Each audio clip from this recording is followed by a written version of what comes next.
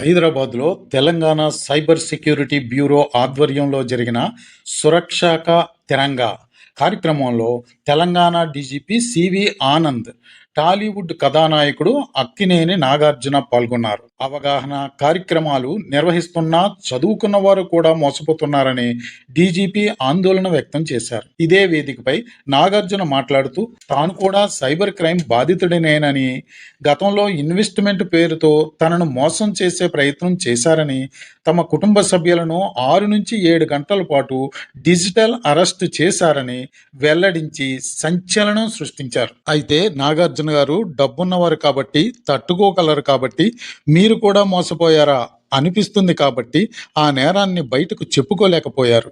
ఏది ఏమైతేనేమి ప్రజల్ని చైతన్యం చేసే కార్యక్రమంలో వెల్లడించడం హర్షణీయం. చివరిలో సబ్స్క్రైబ్ చేయడం, లైక్ చేయడం మర్చిపోతున్నారు. దయచేసి సబ్స్క్రైబ్ చేయండి.